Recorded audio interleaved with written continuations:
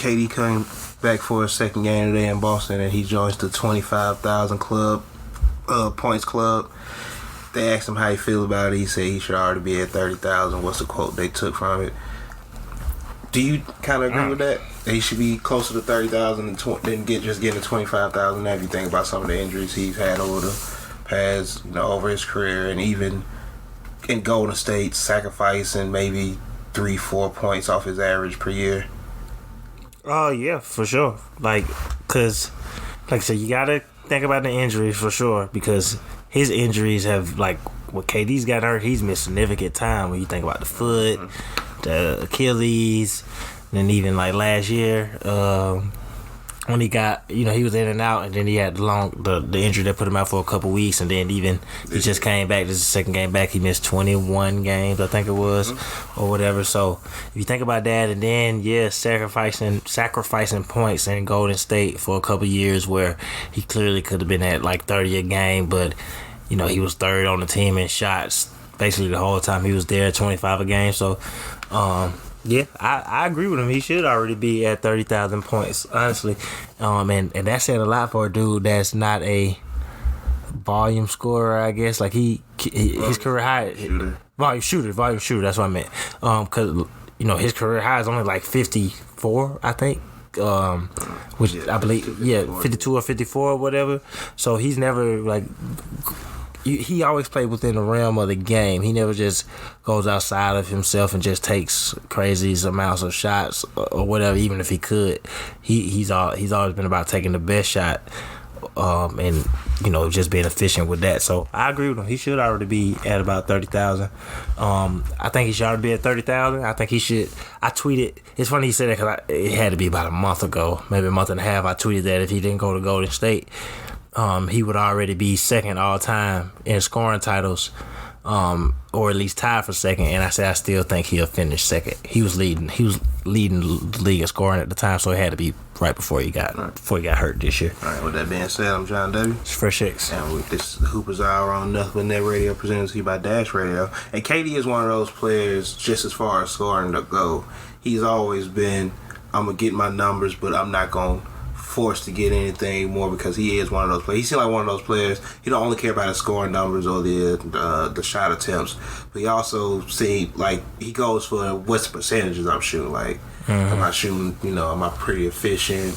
Am I because I feel like that's how he know if he's taking bad shots and not if he having a tough game. He can have 35 points on 27 shots, but did that come at a cost of how efficient I was on this night? I don't think a lot of players pay attention to that like KD does. I think him knowing, being really aware, because these are the best players in the world, right? Best players that's walking. KD's one of the best players of all time. So I've heard him have interviews where he acknowledged he knows he could get a shot literally every time down court. Every time we come down court, I can shoot the ball. I can find a shot and find a good shot. But knowing that you can get a good shot every time down court, he's kind of settled for trying to get great shots, I guess you could say, which is why his percentages have always been so high. Right. Like I say, he's played the last two, came back, played their last two games, coming off the injury. Of course, it was a loss to Miami and a loss to Boston today on Sunday. And in both those games, they kind of had. In Miami game, they lost that one late where they were leading the whole game. Yeah. Boston, they kept it close. Jason Tatum scores 54 points. It's going to be kind of hard to compete against that, especially with how Boston's playing defense. But they were up at halftime. They was up at halftime, and they had a good lead throughout the first. Honestly, I think they did throughout the first. But I know. Me and you were talking earlier off the mic, and there's a lot of it seems like a lot of their late losses are gonna come down to 4 of their 5 best scorers are probably primary jump shooters. That being Seth, Patty Mills. Honestly, at this point in his career, KD, even if it is off the dribble. Well, maybe that's only 3 of them. But Kyrie's the only person right now on the team that's going to penetrate the generation of offense. Let's go Cam Thomas. Cam Thomas, and at this point, he still shoot a lot of jump shots at this point in his young career. But Kyrie Irving is the only person who's really going to penetrate and get into the paint and create off the dribble, especially with Ben Simmons out. Do you think that can kind of, I think that defense is going to be okay because I think they have smart Goran Dragic. I forgot about him. Yeah, he a penetrator, but he's not really a penetrator to find somebody. Right. But you can put him in there as a penetrator. But I think that's gonna be more of a problem in the playoffs for them more than their defense, which a lot of people still think is like, and I think it's better than what a lot of people give them credit for. But do you think not having players that can kind of create off the dribble to get in the paint is going to hold them back just a little bit, or could hold them back some? It could, just because that is, like you said, and I didn't think about it until we talked about it earlier and you brought it up, but I mean, that does make you a little bit more guardable. You can't add KD, even though I agree with you that KD is more a jump. If you had to pick out his strength, where he's going to do the most, if all else going fails, where he's going to try to get to, he is a jump shooter. So it does make you a little bit more guardable, and I'll even put LaMarcus Aldridge into that because they run plays for him. So that does make you a little bit more guardable when it's like, all right, we know that they're not necessarily trying to penetrate, and then that might even lead to you trying to kind of force them to penetrate, because now if you force them to do that, they're not used to penetrating and kicking. I saw them blow a few layups today, other than if it's Kyrie, who has the ultimate layup package. He's not missing no layups, but I saw them blow a few layups today. And, just forcing them, it'll kind of speed them up by trying to make them get into the paint, honestly. So that is something that, even though James Harden is more a jump shooter, him being the point guard and the distributor, that is something that they expected out of him initially. And now, obviously, he's traded for Ben Simmons. And that would be something you would expect from Ben Simmons, to be aggressive, to hit the paint as far as penetrating and trying to collapse the defense. But it's definitely something that you're going to need in the playoffs just to get easier buckets. That keep Andre Drummond involved. I can see him trying to come a little life offensively. Like, they've gone to him in a few possessions where he made a few layups, but if you got somebody penetrating to him, he can just catch it and dunk it. That'll be easier. That'll get a few more open shots I feel like now that the team is getting complete, getting more in whole, I don't want Pat Mills and Seth taking too many off the dribble shots, even though I don't think Seth is just a shooter. I think he is just a scorer overall, so you don't mind him getting into his bag. But those two, knowing that Kyrie and KD Kyrie's gonna do a lot of ball handling. KD will just go ISO, even if it's not a lot of dribbling, just to a shot. But you got those players with ball stoppers, as some people will call them. I would want Patty and Seth to be just more shooter, especially since we know officially that Joe is gonna miss the rest of the season. So having someone that penetrates definitely could help. And then, I mean, no matter what someone might have thought about these players before, that is kind of what they did. Like, when Brimbury was on the court, he mainly was a penetrator. Javon Carter, who has a good jump shot. I think he just got picked up by the Bucks, but he got released from the Nets or whatever. But he was kind of a point guard that was going to do some penetration or whatever. So that is something that they kind of lacking on the team. All right, and of course we all know that Ben Simmons is still out right now. He'll probably be out until after the Philly game. Yeah, I think it was Woj. She said there's no chance that he plays in that game, but I feel like we all knew that. Right, not to say Brooklyn season, of course, isn't over, because we all expect them still to be a playoff team. They're probably gonna be one of the lower seed. They're probably gonna be on the lower side as far as seeding go. Do you think that makes them still as dangerous, especially because in the playoffs you're probably gonna have closer to 100% KD? Ben Simmons will probably be there for the long haul. Seth will be adjusted to his role on the team, Andre Drummond, all these guys. Do you think that make them, they're still as dangerous? I think they still have a chance regardless of what their seeding is and regardless of the matchups. I feel like they'll still be the better team most nights out. Honestly, you can call it what you want from me as far as this point, but I'm just not going to believe, like, they're tied for 8th right now with Charlotte. I think that, over the last 20 games, because they've honestly played well these 2 games at points. I'm not gonna say they played well; they lost for a reason. But they've played. They had a big lead against Miami, and they had a lead throughout the first half against Boston today. So they've shown some promise in those games. So honestly, with KD just not getting back and still expecting Ben Simmons, me personally, I just don't see them getting put out early. I still am still thinking that they're going to avoid the play-in because it's still kind of tight.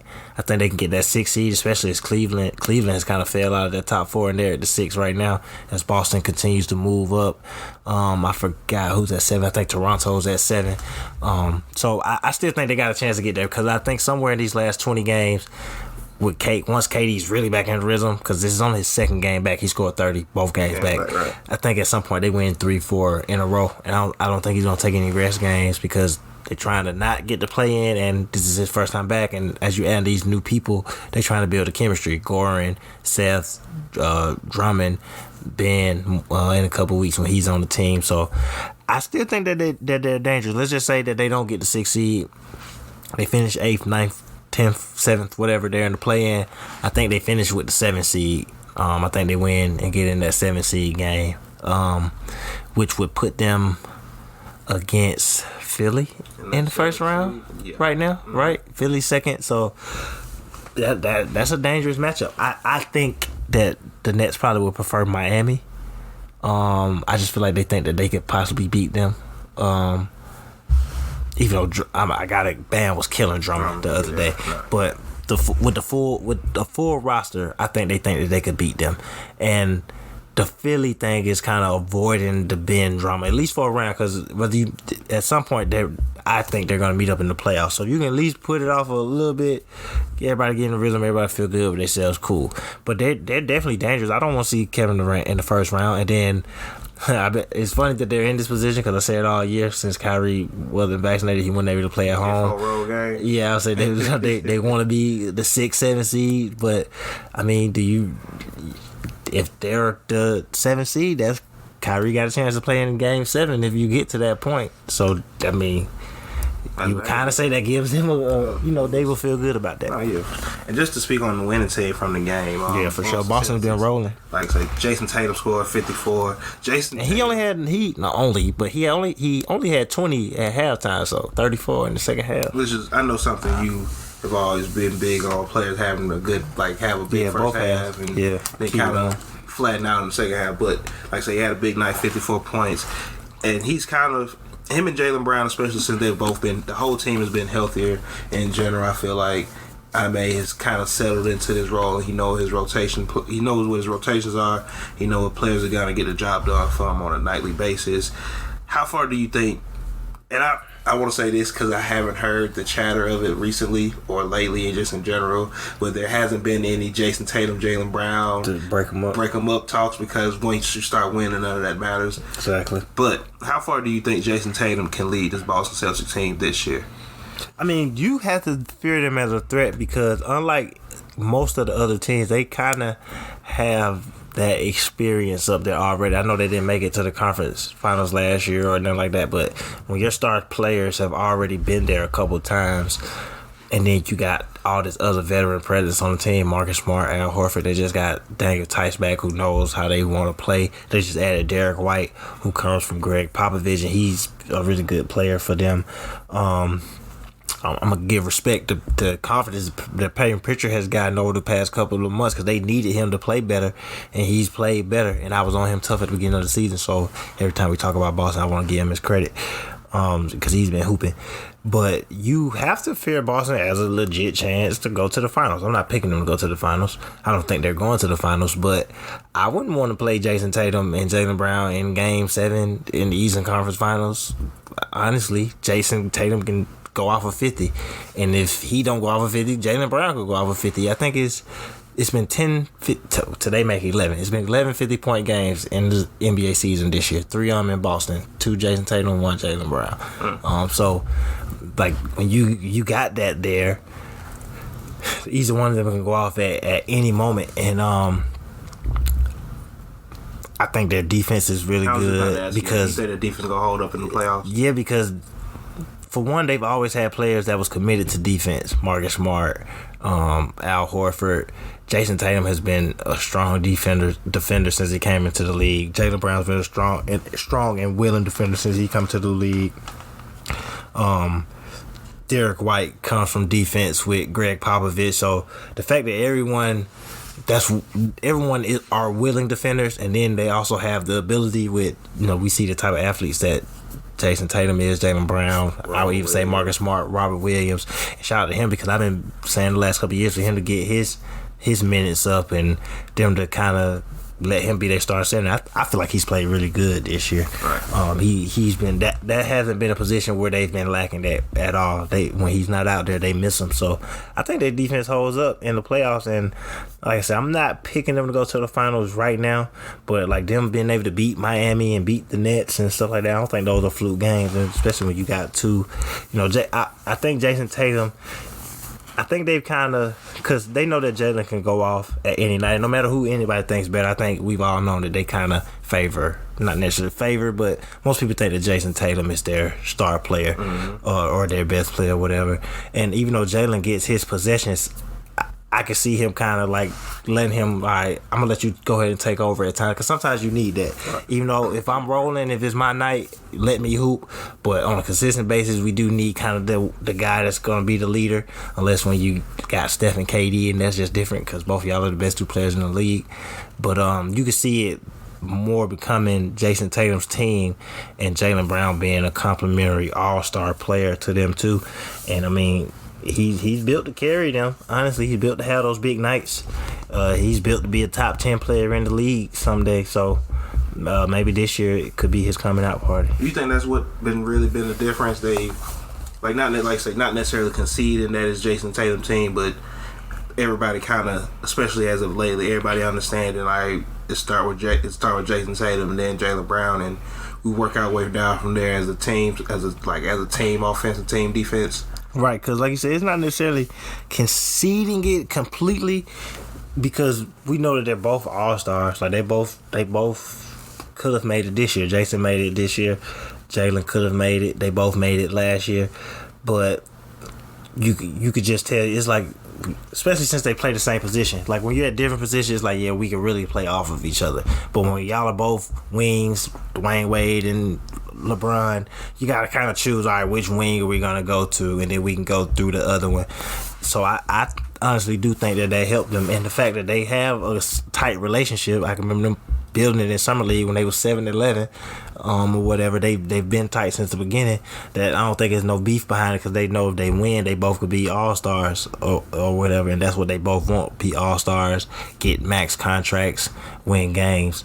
And I don't think for a second, if Jalen's having a big night, it could be Game 7 in the playoffs. If Jalen's having a big night, Jason is going to find them. So I think that helps too. Like, yeah, we're going to run the offense through you, but we know if I'm rolling, then that means we coming through me tonight. So I think that helps. I may be in a former player, like he knows how to do it. He was there with some of those Spurs teams where it's like you got Tim Duncan, that's the undisputed best player. But as far as trying to figure out the second option certain nights, is it going to be Tony Parker? Is it going to be Manu Ginobili? He kind of saw how you balance that, so you just bring that with those two and go from there. Right. Los Angeles Lakers picked up a big win behind 56 points from LeBron James, which is tying the season high for just anybody in the NBA, along with Trae Young, who had a 56-point game earlier in the season. Yeah, Portland, right? Yeah. The Lakers kind of been, for lack of a better word, falling off a cliff over the past, especially since the All-Star break. Yeah, it seems like they losing every night, just like the Nets. Honestly, they're in ninth place too. Right. Do you think this can be a game that can kind of get them rolling, or is this just they took advantage of a team who's, even though they're on the other side of the standings in the top three, kind of still trying to figure some things out, especially rotationally with Draymond Green still out bent with the Warriors? I think that this game, with the schedule that's coming up, sets up for them to get rolling.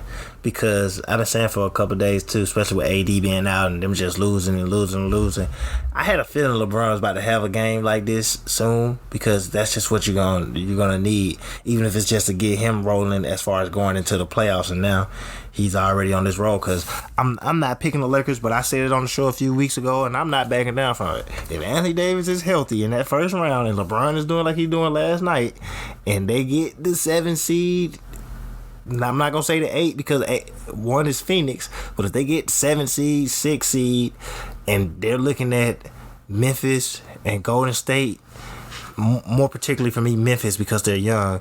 Golden State got championship experience, even though they're trying to figure some things out.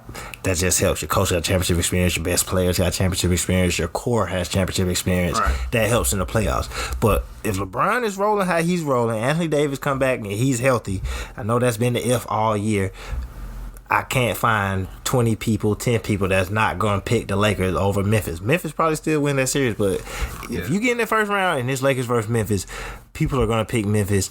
Pressure is going to be on Memphis because it's like, all right, y'all are the young team, and it's not going to just be a carefree, they're betting with the Lakers thing. It's going to be disappointing if Memphis lose to the Lakers as the 2 seed and they're the 7 seed. They had to fight through the play-in, and now they put y'all out of the playoffs. So that actually is a little pressure on them. So, but just back to answer your question, I do think this is a chance to get them rolling because if you look at their next couple of games, San Antonio got an all-star player, Hall of Fame coach, solid young team, period. The Lakers should win that game, though, because y'all are actually really fighting to get some momentum into the playoffs the way LeBron is playing right now. And if you just want to have that sense of urgency, if the Lakers had a sense of urgency that we think they have, the Spurs don't beat them. Right. Is at San Antonio, though, so you could add in there that these next couple games are road games. Houston after San Antonio. I'm not giving them no excuses to lose to Houston. There's no reason at this point in the season where your team need to be winning that they should lose to Houston. So I'm not even giving Houston a chance to win that game. Washington, no Bradley Beal. I'm pretty sure Porzingis isn't going to play. Well, today is his first. Porzingis played? This supposed to be his first day. Did he play? Okay. I didn't know he was back today, so my bad. So you got Porzingis back, but no Bradley Beal. They should beat Washington. Then it gets a little bit tougher, but you can kind of see them winning Phoenix. Devin Booker's in protocols right now. Chris Paul isn't going to be in the game. I don't know if Devin Booker will be back by then. That's next Sunday. So he might be back, but you never know. You never know. I give them a good opportunity to win that game. Toronto after that, Minnesota, Toronto again, then Washington. I was going to talk about Minnesota, who since D'Angelo Russell's been back, they're 14-2 in their last 16 home games with D'Angelo Russell. That might be the one hiccup, and I feel like those are one of the teams that's been giving the Lakers problem this year because that's a young athletic team that's going to run, and they got the size with Karl Anthony Towns. But other than that, that's a momentum schedule for the Lakers, even though with them being road games, honestly. Yeah, with them being Phoenix, San Antonio and Houston's on the road, Washington's at home, Phoenix is on the road, Toronto's at home. Then you go to Minnesota, you go to Toronto, they go to Washington, and then it gets a little tougher with Cleveland and Philly. And then they end it with the Pelicans, Dallas, and Utah. So that's I didn't even realize I was just going to run through the whole rest of their schedule for the year, but my bad. But that's the rest of their schedule throughout March. But those are all really winnable games. And then even when you go into their last 6 games in April, you get Pelicans, Denver, Phoenix, Golden State, OKC, Denver. The Lakers got a good chance to finish the season strong, honestly. Right. And it's going to take Herculean efforts from LeBron until AD gets back. It's going to take the consistency of Reeves playing good defense and just doing the little things for them that they need. They're going to need Melo to keep being that consistent shooter for LeBron that he's been a few times. I don't know his stats last night, but out of the past couple games, even when they were struggling, LeBron was having good games and Melo was right there with him. That's pretty much what it's been all year. They need Malik Monk to be that spark that he's been at different times throughout the year. The Lakers are, like I said, they're currently in 9th, and they're a couple games back of about 2 games back of 2 games. Was it 2 games? About 2. Yeah, they about 2-3 games back of the Clippers. No, actually, my bad. they 4 games back of the Clippers. So they're a little ways back, but at this point, it's just about gaining momentum. Trying to get the 6 if you can, but at least if you get momentum and going to the playoffs, get that 7 seed. Because you get that 7 seed, it's looking like Memphis. Right. And Memphis has had a great year. Ja Morant is an MVP candidate. Once again, a lot of people will take the Lakers in that series, though. Sure. And speaking of the team the Lakers beat last night, Golden State Warriors, who after losing another game, they slide down to the 3rd seed behind the Memphis Grizzlies. At what point if you're the Warriors, do you kind of start, I guess not panicking or worrying, but it's like, all right, we need to get it together, like ASAP, like let's get it together now. And they're definitely thinking that now as far as their defense go, but they're also thinking we don't got Draymond. I'm not even gonna add Wiseman into this equation, but you knew that you were going to go through those rough patches of the Klay game, and as many people have been saying kind of talk trash about Klay, we saw his statistics yesterday of averaging 17 on 42% shooting, 38% from three.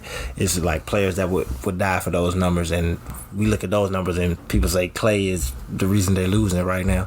But you don't like the slide right now because first it was because, Steph was kind of slumping, Draymond's out, Klay's trying to find his way.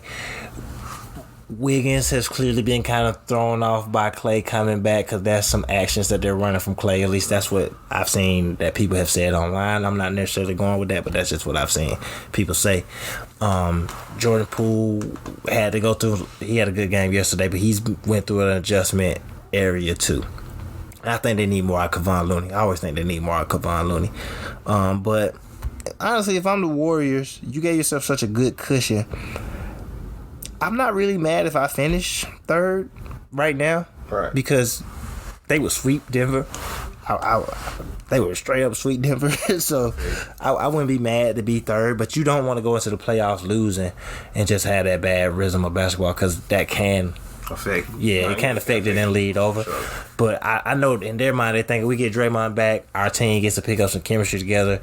Klay get the stinker games out now because in the playoffs, his wind is gonna feel better.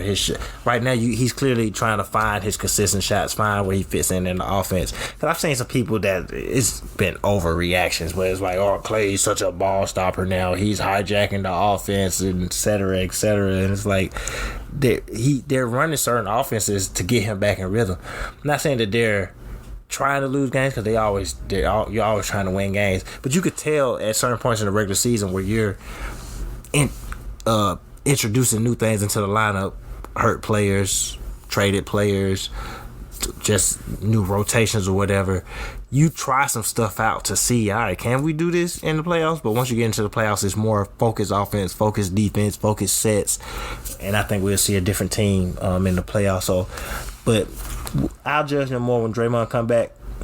But I think the Warriors, it's not like they're not losing first round either way. I think they still got a good chance to go to the conference finals. Like I say, Memphis, who've been, they've been on a pretty hot streak lately. Yeah. Capitalized on the Warriors slide.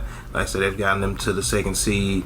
And like you say, a lot of, people, if they do have the matchup in the first round, it's like Lakers can get that 7th seed spot. A lot of people, I think, would pick the Lakers.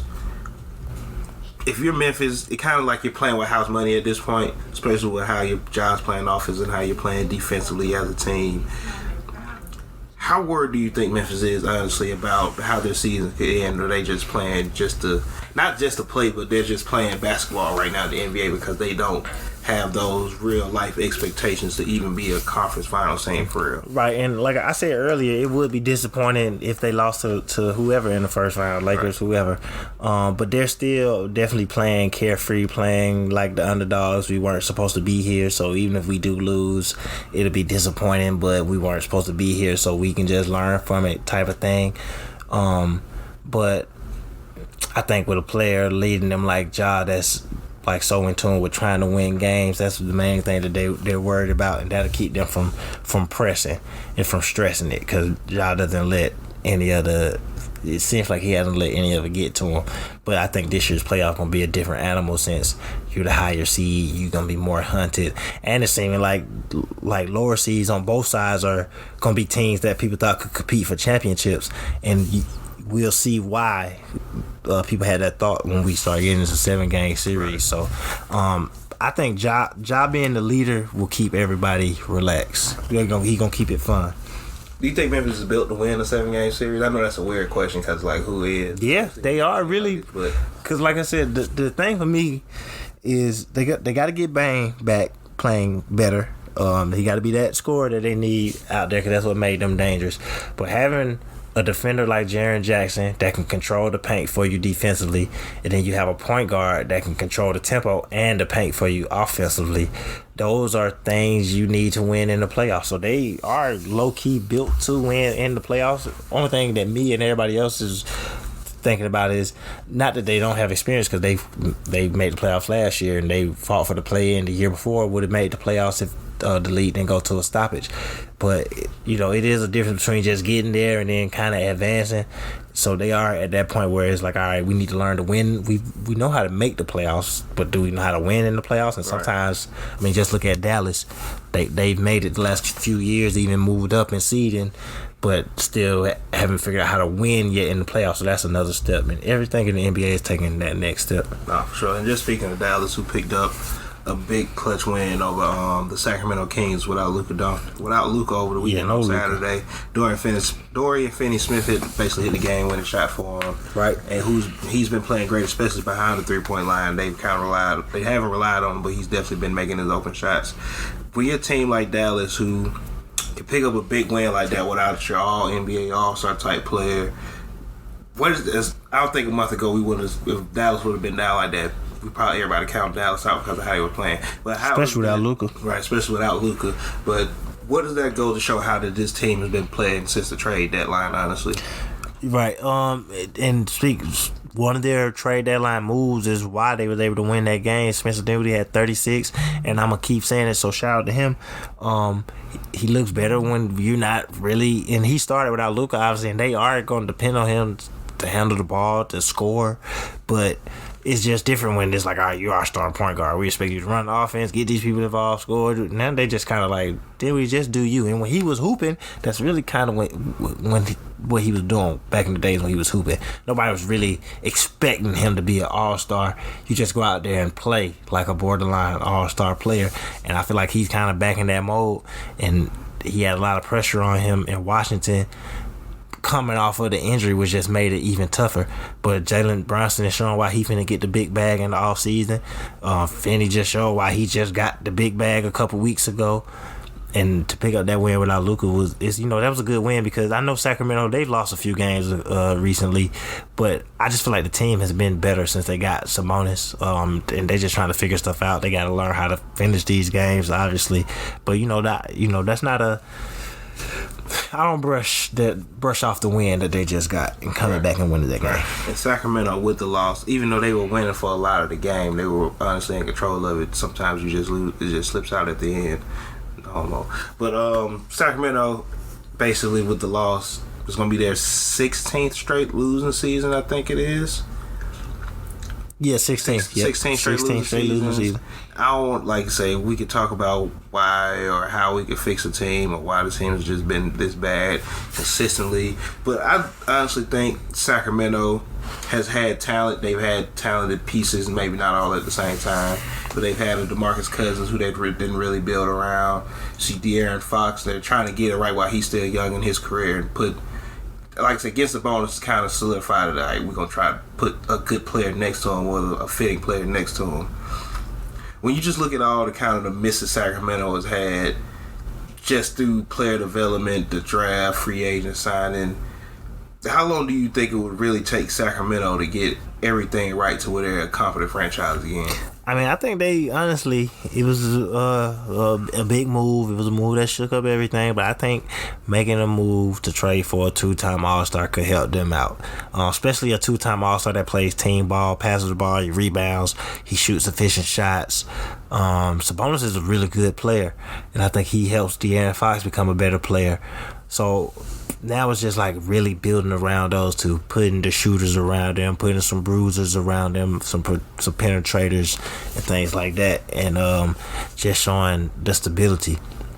They're probably gonna be hiring a coach because Albert Gentry is the he's the interim GM, so you got interim coach, so you have to get a coach so you know the philosophy he wants to do and things like that. Right. But I think they're making positive steps forward. But yeah, so whenever they really figure out that coaching thing, though, because you want to know their philosophy, I think that's key with the Kings. No, I definitely agree with that. The Houston Rockets have they're 0-10 in their last 10 games. I know it's like, why would you bring that up? But I want to bring it up for one reason. Jalen Green is averaging 19 points. Okay. Since the All-Star break. The Houston Rockets is one of those teams they've drafted. I think people would like to say, especially this past draft, they drafted pretty solidly, bringing in Sengun, Josh Christopher, Jalen Green being the main pick at number 2.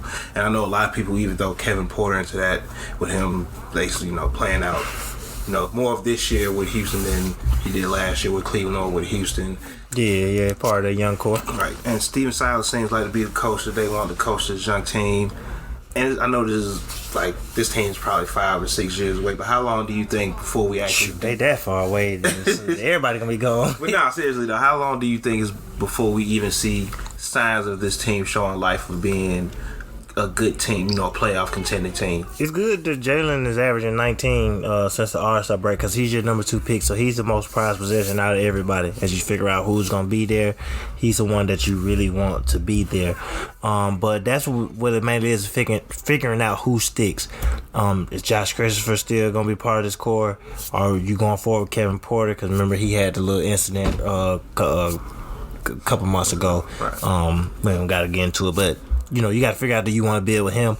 Christian Woods, young, but not really young. So, does he grow with this team, or how long do you keep him around or whatever? But I think when you draft a player so high at the number 2 pick, you're not expecting the playoffs this year. You're not expecting it next year. But me personally, just how I think highly of players like that, you start to wonder, is he, year 3 is where me personally, I want to see some competitiveness. Whether I personally want to see you make the playoffs, even if you get 8 seed, get swept, just to see you make the playoffs, but at least year 3 of Jalen Green, because that's who is the prized possession. He thought he should have been the number 1 pick. You draft in the top 3, you're really looking for a franchise player in the top 3, not just a consistent all-star, but a game changer. So I'm thinking about year 3, you want to see them competing. Kind of what players you need to be putting around him, what kind of vets you can get down there, whatever. So I think, 2 years, it's fair to say, all right, are y'all actually getting better? Yeah, so I would say year 3 of Jalen Green. So that's 2 years from now, and that'll be year 4 of Steven Silas. Right, and like I said, that's just showing that they're getting better. And I know, like you brought up Christian Woods, who is young, but I don't know if he's in the timeline. Like he's like 26, 5. Yeah, so I don't know if he's necessarily in the timeline that they have in mind with Jalen Green, Kevin Porter, Sengun, and Josh Christopher, who even Kenyon Martin Jr. Kenyon Martin Jr., who basically are the young core who they've collected over the last 2 seasons. Do you see Christian Woods fitting with this team? Because he seems to be a player, even though he spaces the ball, he kind of takes, not space the ball, he spaces the court because he is a good shooter, especially off the catch or off the dribble. But he sometimes kind of get in the way of the offense where you want Jalen Green to kind of operate. Do you see them holding on to Christian Woods long term? The only problem when you have players like Christian Wood is he's their best player right now, just based off of the production that he can provide. If you need a bucket, he's the one that you could go to. When they're really struggling, it's probably because he's not on the court, because he's who the other team is game planning the most for and stuff like that. The problem with that usually is when you get that player, Jalen Green, that's supposed to be taking over. So now he's kind of stealing his real estate. I feel like I've seen it a few times, and they usually work their way out. I think that's kind of was the thing when it was David Lee and Steph. David Lee was your all-star. You was kind of going through him, but the team is kind of going Steph way. I feel like that's what I'm looking at right now in New York with Julius Randle and RJ Barrett. It's like, all right, Julius was the MVP candidate last year, but we kind of need to start running everything through RJ. He's really kind of our best player. Julius is probably our current best player right now, but RJ is really probably our best player, right, or whatever. So I feel like that's just the same thing. And for a player like Christian Wood, I don't remember if he got drafted or not. I know he originally was with the process 76ers, but once you don't start bouncing around and then you find your fit your last couple of years, you get a decent little contract and you start, the production has been there. He was all NBA level last year before he got hurt. I don't know his stats right now in my face, but I'm sure he's like 20-9 this year, at least minimum 20-9, maybe 19-9. Probably about where it was at last year. Yeah, it's hard to give that up because you've already been fighting for your respect, fighting for rotation minutes. Now you fighting for that contract because it's like, all right, people know I got game, so now it's like, all right, he's gonna get a deal, but it's like, what deal is he getting? Am I getting 150 over 4? I'm just throwing some numbers out there. Am I getting 150 over 4, or am I getting 80 over 4? Right. Which is the big difference. Or am I in the middle, like 110 over 4? And you want to get that money because you weren't even supposed to kind of be there. Mm-hmm. So as soon as the production starts going down, Jalen Green started leading them in scoring, leading them in shots. The money really going out the window. So even though I don't know Christian Woods, but he seems like he plays hard and you could be about the team, but this is a business at the end of the day, and it's like this is my chance to strike or whatever. So that's where that gets difficult. Just that's why I went into that as far as him not wanting to. As far as him fitting with the younger team, because they're going to shift to Jalen Green eventually, taking the most shots. We're running the offense through him. He's our best player. So it's usually like, how does my current best player feel about that? And usually you have to move that player. David Lee's situation worked in the way of him getting hurt, but even when he came back, he eventually left. Even though he clearly wasn't the player he was no more, it took the injuries for that to happen. We'll see what happens with this Julius Randle situation.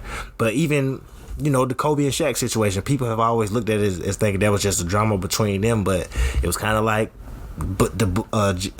Dr. Bush, RIP to him, realizing, because people always think Kobe got him traded, but really, RP Kobe also, but really Dr. Bush traded Shaq, because it's like, I got this young guy, and then I got you're getting older, you want me to pay you this, but I got him and he's younger, we should go in that direction. So I could see it playing out the same way, especially, like if Jalen Green comes next year and he's averaging 24, Christian Wood's probably gone. Right. And another play I wanted, because I just thought about it the other day, but I threw Christian Woods and Jeremy Grant in that same.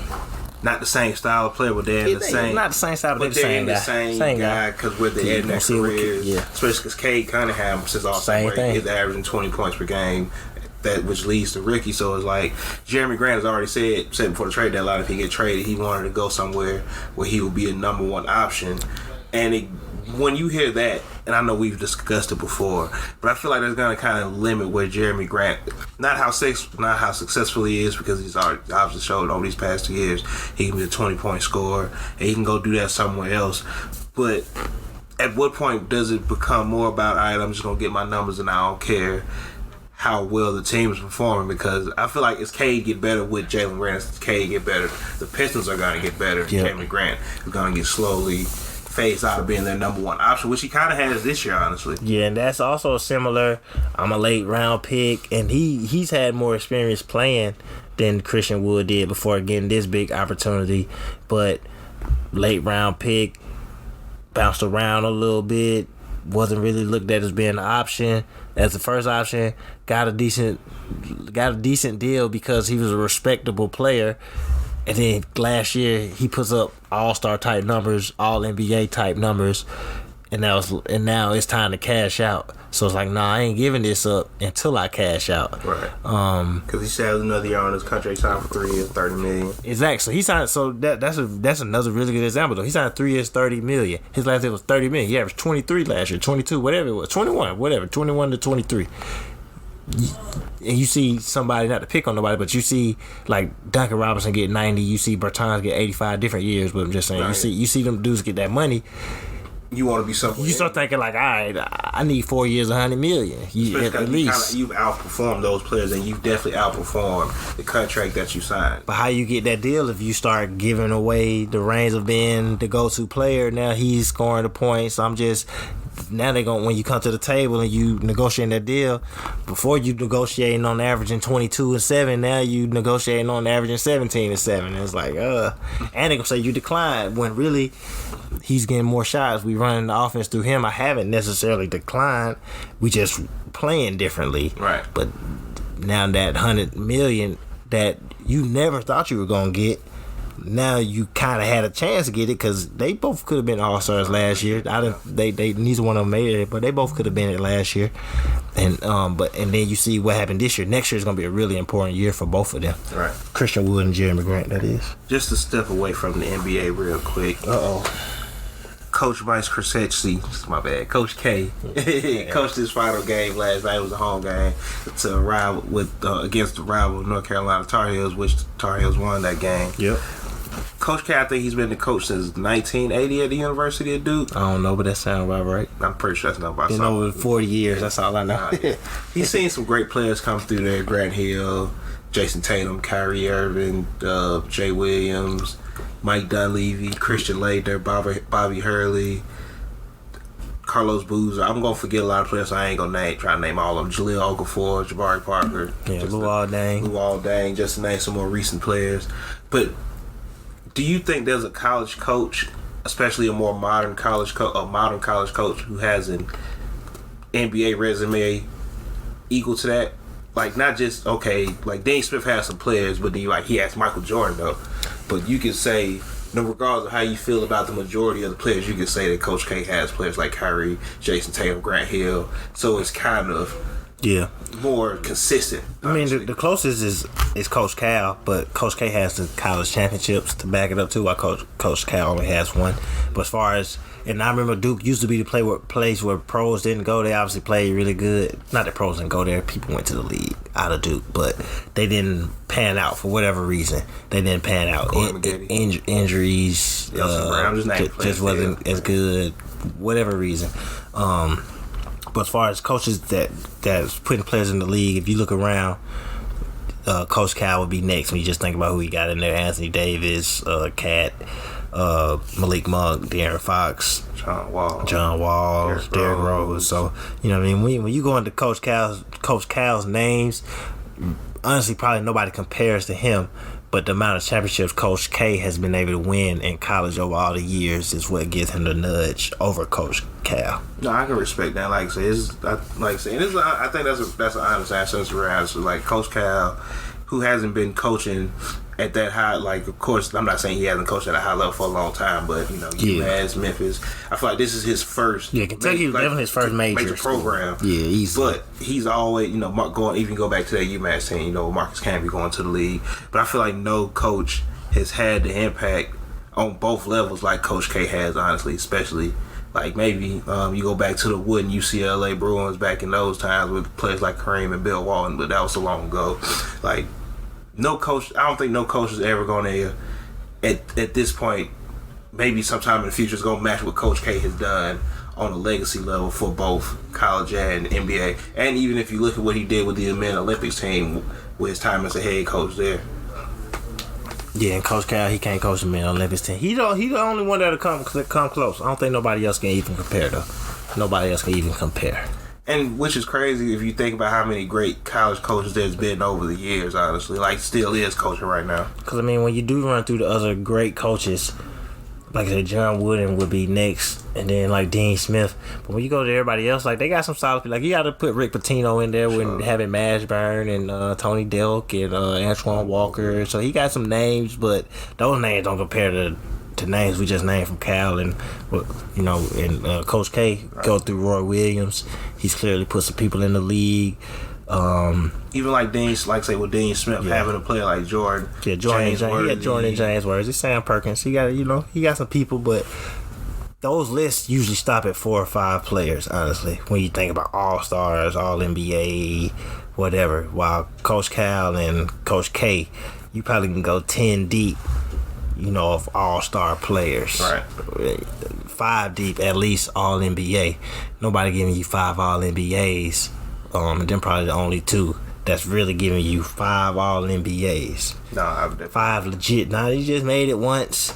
5 legit. Because even after them, the next closest, as far as putting people in the league, would probably be Izzo. Izzo, but all stars and all NBA. Like, you got Draymond. But after Draymond, you're gonna have Miles Bridges. He hasn't made one yet, but he stay on the trajectory he's on. Right. But yeah, it's tough after Coach K, which is why I can say as a non-Duke fan, I love the fact that they lost to UNC in his last home game. I hope he wins the championship to go out that way. But I'm happy that UNC didn't let him have that game. Like, kick their ass. I'm glad they won that game, but. That kind of made me forget where I was going with what I said. but all in all, that's why, honestly, unbiasedly, not a Duke fan at all. Even though, shout out to Bree, my homie, she went to Duke. That's why Coach K the best college coach ever. He's the best college coach of all time. The only thing that's holding Coach Cal back is at the end of the day, we respect Coach Cal. He's my favorite coach in college because I like what he does for his players. For sure. But the championships do kind of matter also, and having one. When you comparing the Titans at the top, you got one. Coach K got 5, however many he got, 4, 5, 6, whatever it is. Then I can see if it was like 2 to 4 or something like that. It's like, all right. But when it's like 5 to 1, 4 to 1, that's why Coach K the best ever. No, sure. I guess Wooden would be Coach K would be the best, and then Wooden would be next. Wooden put some great players in the league, obviously Kareem and Bill Walton or whatever, but you just can't compare to what Coach K did. Literally, like you either was really, really with Duke, or they're one of those teams. The Yankees, the Patriots, the Cowboys, the Lakers. I would say the Knicks, but the Knicks don't win nothing. They one of them teams that's like we not only hate them because everybody like them, but also because they be winning. I mean, Duke has won every decade of my life. I believe. Didn't they win in the 90s? Yeah, they did win. Right. Christian Laettner, Grant Hill, duh. So then you get in 2000, Jay Williams and all them, and Jaleel Okafor teams. I mean, you hate them because everybody like them. You feel like they always got the calls. They got the goody two shoes players, and then Grayson Allens. And then they also win. So they got to back it up. So shout out to Coach K. I hope he goes out with a championship. I don't think he is, but I haven't been following college basketball to definitively say that they will or won't. So shout out to the college basketball people. Sure. Like once again, shout out to Coach K for a legendary career. Shout out to North Carolina for not conceding and just letting them go out with the win in this last home regular season game. But other than that, you got anything else? That's. I had to think about it for a second, but that's it. Just as always, shout out to the Off the Ball Network. Shout out to Nothing But Net Radio through the Dash Radio app. You can catch us every Monday at 3:00 p.m. on the Nothing But Net channel through the Dash Radio app every Monday for the Hoopers Hour. Make sure you go to YouTube, subscribe to the Hoopers Pod on YouTube. That way if you missed the episode, you can go back and catch that playback. Go ahead and like, subscribe, comment on that. Make sure you catch us every Wednesday at 12 o'clock for the Hoopers afternoon session. That's on the Off the Ball Network's Facebook page, the Hoopers Twitter page, and the Hoopers YouTube page. So make sure you go to Twitter. Also follow us, follow the Hoopers Pod on Twitter. And of course, how all of it got started, anywhere podcasts are available. Search the Hoopers Pod. With that being said, I'm John W. Fresh X. And this was the Hoopers Hours on Nothing But Net Radio, presented to you by Dash Radio.